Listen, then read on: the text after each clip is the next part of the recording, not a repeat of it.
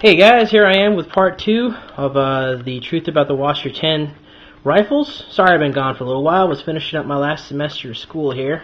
Hadn't forgot about it, just got kind of busy. So anyway, I had to watch the other video and remember what I covered, what I hadn't. So this time I'm going to really cover common problems with the Washer 10 model. That's probably what most of you are really trying to figure out is, you know, I've heard good things, I've heard lots of bad things. You know, about this, that, and the other, what's true, what isn't true, and so on and so forth. So I've gone online, I've looked up all the rumors about them, all the things people have said, all the videos people have posted with them, and I've tried to go through and identify the ones that can be actual problems, identify ways to fix those problems, and point out how common those problems occur, and so on and so forth. So let's get in and get started. The number one thing that's going to come up when you see Washer 10 problems with Washer 10 rifles or Washer 10 issues or why not to buy a Romanian rifle is going to be mag wobble. That's going to be first off the exact case. Anyway, the two rifles you see here, this one is a 1965 model according to Trunnion. This is a 1985 model, so they're pretty far apart. Obviously, that doesn't mean when Century put them together, that's when the Trunnions were created. And both of them have the numbers on both models match. The dust cover, trunnion, bolt carrier grip on both these models match. They matched, obviously, as soon as I got them. Identical fish, it's impossible to find matching parts. So that's another common misconception, that all these guns are made out of mismatched parts. Most of them have matching parts, but that's not what I was getting into. We're going to talk about mag wobble. Now, when these were first converted to after the assault weapons ban, basically the issue comes with the receiver. You see this cutout hole in the bottom of the receiver. When these were designed for single stack mags in the 90s during the gun ban era, the single stack mag was smaller, and when it became legal to do the real mags again, Century came back and started cutting these holes open larger and larger. As you can see, this one's pretty nice. It's got this nice little indentation up here to help feed it in. It doesn't have any rough machine welds. I'm rubbing my finger on it and I ain't getting cut. This is how the majority of them are. If you have an older washer, this is probably going to be very roughly cut and the mag may not fit in. Now, the other issue is going to be the receivers on these Centuries don't have, you can't really see it on this one, but they don't have the divots. Let me show you the other one. You can see it pretty well on this. Most AKs have a divot right here punched in on the receiver. My AK-74 has that. You can go back and watch the video on it. And that's supposed to be the mark of a higher quality AK-47. First of all, that's not true. Most people agree that the Arsenal model AKs are pretty high quality, and though I don't like everything about them, they're very nicely made guns. A lot of their receivers don't have dimples in them, so that's not always the case. Second of all, that doesn't really matter. Primarily, it was the way the mag was cut that was causing problems, and with the newer guns, that really isn't an issue. Another thing Century's fixed is, well, let me show you here. If you've got your Century, a newer Century model washer, look on the side, and you'll see these two little round circular indentations, and up here you'll find, I wish I could show it to you. Let me see if you can get in there, turn the light on. See that little riser right there? Yeah, you can see it just in there. That will help steady the magazine inside the gun. There's one of those on each side. That pretty much gets rid of the mag wobble. I think Century actually cuts these a little larger than they need to be, just slightly, to get the magazines in. And while it may seem like a downside, I could admit between this and the 74, it's easier to get mags in and out of this one. So let's get to it. How bad is the mag wobble? Well, here's your average crappy Romanian steel mag. I'm going to hold the gun as steady as I can. That's the mag wobble. Does it wobble? Yep. Is it enough to affect anything? Nope. AK design's pretty resilient, and my AK-74 is just a little less than this one, and that's really more of the gun. I'm trying to hold the gun steady. That's it. That's all the wobble we're talking about here. And it's, I guess if you're running across the Fulda Gap, that might make a lot of noise. That's the other concern. Oh, it makes a lot of noise, but can you hear it? That's going to be the noise you're going to hear wobbling. I'm sorry. That's the noise you're going to hear as it wobbles while you're walking. I don't think anybody's going to hear you with that. And if you're really worried about them hearing you with the mag wobble, you probably got other problems. Now, like I said, this is a Romanian or steel magazine. Looks like I scratched it pretty good up here. Oh no, it's just crap. Anyway, that's not the only magazine. It's got a nice, rare Russian Tula Bakelite 47 magazine. How about that one?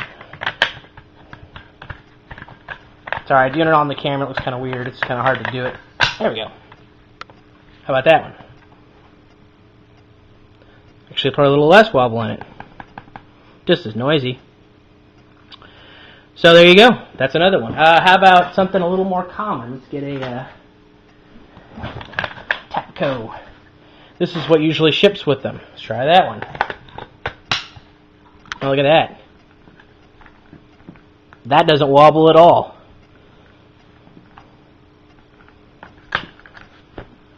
So as you can see, while it was true originally that's going to be a problem, Century's pretty much addressed this issue. Contrary to a lot of people's beliefs, a lot of companies do improve their products over years. So just because something was a piece of crap 10 years ago doesn't mean it still is. LG is a Korean company. Used to make a lot of junky products. They're now one of the top cell phone manufacturers in the world, and they're for a Korean company. Korean cars used to just be god-awful pieces of junk. And while I personally still would own a Korean car, Hyundai, the Genesis, is a nice car. They make other cars too. So my point is, just because something was the company was made pieces of crap 10 years ago, don't completely rule them out. So that's one issue that people complain about. Let's move on to another one. Oh, before we get that far, let's try two more things just for giggles. Here's a Bulgarian Circle 10 AK-47 mag, pretty much known as the top of the line. Can't get any better for 47 mags. God, this is hard trying to put this in from this angle, I swear.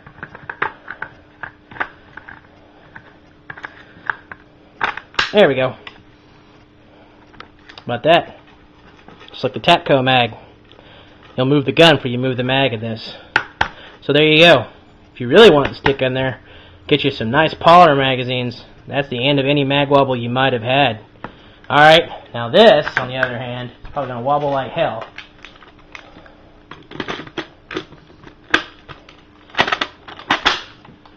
That, actually, you know what? That's not bad. There's your 75 round drum. Now, does that look badass or what? Let's see how it is. Yeah, a little bit loud, noisy, but that's a 75 round drum we're talking about. That's pretty heavy. That's not bad. Not going to impede functioning either. So, there you go. That's pretty much everything that I can think of that'll fit as far as an ammunition feeding device. Now, I've got some 20 round mags around here somewhere. They're just Tapcos. They're not going to be different. I don't have any of those Arsenal 5 round mags, but I mean, those are based off Bulgarian models. So, I don't see those being a problem. So, let's get to the next issue then, shall we? The next issue is going to be on these is canid sights and canid gas blocks. So, let me see if I can get you kind of looking down the sight here. So this is kind of hard. Actually, let me put the stock up with the way the camera's setting. So just bear with me here. Keep that in mind. Alright. What'll happen is, man, just not having luck today, is you'll get some of these rifles where Century was in a hurry to fix them, and the sights can't be lined up, or they're crooked. And I see that one lines up pretty damn good. Let me see if I can get you a little bit more angle on this. Using a tripod here, and it's very sensitive, so I'm trying to, there we go. Can I get a gross adjustment to it? There you go. I can't really see, so take my word for it. You can line up the sights. So there you go. This sight's straight. Another thing is going to be the gas tube. That's a little harder to check since there's no points to match it, but it's straight. I went and leveled it. But those are problems. They're not very common anymore, but they were in the older model Wassers. So if you've got one, and you get a canid front sight, there's a pretty easy way to fix it. There's a slightly more difficult but good way, and there's the really brutal way. Alright, generally what happened is you see these little pins up here. If you got a canid sight, you can drift these pins out here, here, push the pins out, angle the sight back where you want it, hammer the pins back in. That'll get you a straight sight again. That's just too much work for you. Just get you a hammer and just mash that mother back into place. Yeah, it's brutal. You might bend the pins a little bit. It'll work. It ain't going anywhere. As far as a canted gas tube, I'm not a really, up to date on techniques to get it fixed at the home. Generally, the problem is going to be down here with the pins, where they've pinned it in. And a canted gas tube, really, first thing I would do is, if it's really bad, is just change the gas tube. Get you like an East German one replacement, because chances are the gas tube is just faulty. If you get that in and it's still not working, this one you're probably better off taking to a gunsmith. There's probably ways at home to fix it, but this is kind of an important part of the system of the gun. I always take it to a gas smith, have him fix it. You may have to take this on a press and press it off to get it fixed. So if you've got a can of gas tube, like I said, try changing the tube off, and if that doesn't work, take it to a gunsmith, have him fix it for you. It's not a hard thing to fix, but you want to make sure you take it to somebody who has it done. You don't want to screw this system, your gas system of your gun up. So that's the main things you're going to see with washers. Now the next thing I'm going to talk about is the rails. And let me move the gun here. Okay. I'll show you. So let's say you don't have any of those problems, but you've got this problem. Apparently Roxy wants to join in. Roxy, get down there. Good girl. Alright, let's say you get your rifle and you pull it back, and see if I can get it to do it. Oh, there. You probably see what I'm trying to do here. That happens. Now, this is because the rails inside some of these washers are kind of rough, and they can kind of stick. Now, normally, I've seen all kinds of AKs do this. My Mac 90 does this. Arsenal guns do this. I even got my AK-74 to do this. Not really hard to fix. Take the dust cover off, and I'll show you how in the how-to video. Polish the rails down, get you a little bit of some medium grit sandpaper, a Dremel tool if you're really brave, although I wouldn't recommend it. File. Go in there and smooth out the rails. Now, 99.99% of the time, this isn't a problem because it only happens if you pull the bolt back and kind of let it go real slow, and it might stick. If you pull it back normally, you can see it's never going to do it. It works just fine. Even if you just fill it with a medium speed, it's fine. And firearms, you always want to pull it back as fast as you can. So it's not really a big problem. I even polished the bolt carrier on mine so you can kind of keep this from happening. Roxy, get down, baby. So the problem is people have this sometimes is where it fires and it does that every time. They'll fire it, it'll come back, the recoil, and it'll get stuck. And that is when I said you want to polish down those rails, really clean them up, and get that to feed right. If you're still having problems with that and you've cleaned the rails up some, take it to a gunsmith. Your rails might be off center. I'm sorry, not off center. They're off centered, out of balance. They're not level, whatever you want to call it, inside of the receiver, and he'll need to adjust those and fix them. It may possibly mean you need a new receiver. I doubt it. I haven't seen anybody that they couldn't fix them. Generally, they just need to be cleaned up a little bit. Alright, so we covered common problems and ways to fix them. Now let's cover some rumors that I've pretty much found to be bullshit. The one you're going to hear a lot is all the Centuries are mixed parts guns. The bolt carrier doesn't match. I have yet to find a gun that wasn't tampered with where that wasn't true. I know there's another famous video out there, somebody pointing out, oh, this is his Century, and he's comparing it to his company's AKs, and look at how the parts all don't match. And anybody can go and mix up the parts to try and make them look bad. So, let's see here. This is mine. Make sure you can see it here. There you go, 221.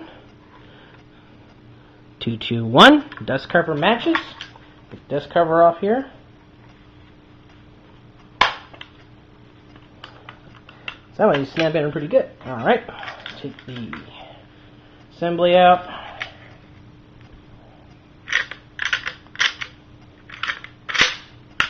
Hang on just a second, guys. Just trying to work this off camera here. Is it? Alrighty. You can see it came out of the same gun. You can see it, 621. See if the bolt's marked. I don't think it is, but that's all three: the bolt carrier, bolt. Sorry, this gun's covered in grease. Give me a second here. Pretty sure the bolt's got a mark on it. And my bolt isn't marked. I have seen other ones that are marked. This one just happens to not be in this gun. But there you go. The parts match out of it. So, I guess that would partially disprove that one, wouldn't you say? At least some of the Century guns match up. Let's check the other one. Okay, that was the older model. Well, I'm sorry, technically that was the newer model. I don't know why I said older. Anyway, let's check this one out here. You go 3102.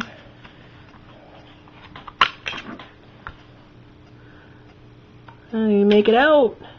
1020. I'm sorry, not 02, 20.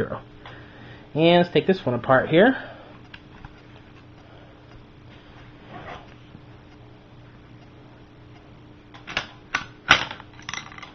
Let's see. Can you read that? 120. It's a little dirty. So there you go. That's two different ones from two different years, bought in two different places, and they all match up. Now, am I saying every one of them's like that? No. There's probably some out there that have mixed parts. But is it a prevalent issue? Not really. Now, one problem I did have on personal experience with some of these rifles, this seems to be prevalent among all AKs. Sometimes this dust cover can be a real just pain in the butt to get back on there. Normally it just goes on okay, but on some of these washer rifles it's a pain. Usually it fits up fine right up here in the trunnion. The problem is normally back here, trying to fit in these teeth. Found the easiest solution is just to take you a file, thin this part of the dust cover down just a little bit, don't go crazy, and that will usually solve the problem, and it'll fit a lot easier. You should just have to bash it in like that with one hand, and it should go right on and not come off. That's not really prevalent just with washer rifles. That seems to be a lot of AKs. I know Lancaster, some of them have those problems. Some of the other, and what's the other manufacturer who makes them? Some of the Tennessee Arms guns. It's just a part of the design with this dust cover. Some of the really early Polish Chontals will have a serious problem because they've got a push-button latch that locks on because they they have a grenade launching feature on them, and that might be an issue. I don't have a tonneau, so I don't know how to fix it. But if you've got one, that may be a problem with it. But generally, it's not really an issue, so you usually don't have to worry about it. Or if it is, it's like I said, you just file it down. And it's a simple fix. So that should cover any of the major things you'll find on problems with the Washer 10 rifles. Any of the cons people say about buying them. I think that pretty much covered them all. It was all the ones I could find, and generally they kept repeating themselves. So let's talk about the pros. Should we wrap it up with pretty quickly? First of all, they're cheap. You get an assault rifle for about $350 online. I don't know what they're going for in gun stores. I imagine it's probably around $400, maybe $450. It depends on the model, but I mean, cheap is, has its own quality on its own. Cheap is cheap. It's more for more bang for your buck. So there you go. That's the first thing. Compared to a AR-15, that's pretty cheap. Now I'm not going to go into a comparison, at least on this video, between the AK-47, AR-15, M16. It's been done to death, and really nobody offers a new perspective on it. I may make a video of that later if I get just kind of bored and want to put my 2 cents in on the argument. But anyway, this is a pro about the Washer 10. So, as I said, it's cheap. Can't beat cheap. Cheap's always good. Some people say it means cheap's in both definition of the word, but as we've shown you, the problems with it are minor. They're easy to fix. The other thing is, there's a lot of parts for AK-47 variant rifles, and all these parts fit on this rifle with little to no modification. Almost, I don't think I had to change any part on here now that I think about it when I was working on this rifle. Everything fit just fine. The only thing I had to actually order extra was I forgot the adapter for this because it's not designed for a 74 style muzzle brake, and I had to change it. But there you go. I mean, everything fit on this rifle. This is the Midwest Industries handguard. It fit on very nicely. It's mag-pulled guard rail cover, rail protectors. G&G flashlight mount with I think it's an S&W xenon flashlight. I've got LED flashlights on my other guns. I just wanted something inexpensive. A little iTac red dot, which works pretty well. The mount's very solid, doesn't move. This is, I think this is an Ergo sling with an sling mount with a H&K style sling on it. It was really designed for an AR-15, but I just modded it to fit an AK, which didn't require much. It's pretty stiff, but it works. It's probably good. It doesn't make a lot of noise. Anyway, this is a Krebs custom muzzle brake. I had cleaned up. I don't think it's a zigzag muzzle brake. Let me see. I don't think so. So it doesn't work as well as the one for the 74. So I may swap that off for one that'll fit this model with the zigzags in it. But it still works pretty good. You can definitely tell a reduction in, not so much in recoil, but in muzzle rise. The trigger group's the standard Tapco G2 trigger. The pistol grip is probably what you guys are seeing. This is a Meod AR-15 pistol grip.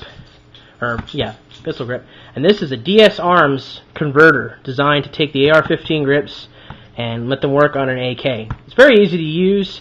The only problem is a lot of those pistol grips have this back strap that comes up, and that won't work with this. So if you want to use the thick back strap, or you got really big hands and you want the really big back strap on it, probably better off getting one made for the AK. And there's a lot of them out there. Ergo Grip, Hogue, all kinds of grips for them. So don't let that stop you. And the other thing people are going to change is the stock. This is a Magpul CTR stock. It's the commercial model with the cheek riser and a Veltor. This is called a pig nose buffer tube adapter. And then let me change the stock off to get it fully adjustable. It's friction lock. Really nice. Haven't got any problems with it. Works great. Anybody can use it. Downside is between this and the rail system, this gun's getting pretty heavy. Now I'm not a pain anyway, so you're going to complain about, oh dude, my gun weighs 8 pounds, it's so hard to lug around. This gun's getting kind of hefty with it, so another reason I like the strap is it takes a little weight off your shoulders. It's not uncomfortable, or unbearably so, I mean. So this has got the mount, so you can get a push-in sling swivel to fit in there, which is pretty cool. So yeah, that's all your pros. You can bolt $400 worth of crap onto your $300 rifle. Whether you look at that as a good idea or not is up to you, but you can do it. So I'd consider that a pro. So that should wrap up part 2. Part 3, we're going to get out and we're going to actually shoot these puppies. At least I hope in part 3, if it's part 3 or part 4. Getting tired of just talking. I do all the shooting, and the shooting range I was going to is not real comfortable with people filming in it. So I'm trying to get some time to go outside and do some shooting. The place I used to go shooting, it's a long story. The guy isn't really comfortable with us shooting anymore. It wasn't like we did anything stupid. He just has some neighbors that are just butthurt over the issue. So I haven't actually been able to go shooting out for a while. So we'll see. I might sneak a camera in the other place. We'll try and do it without getting in trouble. So anyway, I've got a front sight tool. I'm going to sight these in. I'll make a video if there's enough interest in it and showing you how to sight it in properly. There's lots of debate on the right way to do it and the wrong way to do it. So I'm going to make a video on that. I'm just going to sight them in. This one's already sighted in with the red dot. So we'll shoot it. I'll show you the accuracy for better or for worse. And you can see if you think it's alright for a $400 AK base variant or if you think it's crap. Spoilers, I think it's pretty good. But you can be your own judge of that. So we'll cover that soon. Thanks for watching, guys. I've got a lot of feedback from people, thanking them for answering their questions. A couple other things I'm going to add to a later video. If you've got a question or just really anything, just post it up and let me know. Put it on my vids or make a response video, whatever you want to do. So, like I said, I've gotten a lot of positive feedback from a lot of Wasser owners, and most of my Wasser 10 videos are the highest rated on my page. So, people like watching them. So, thanks a lot, guys.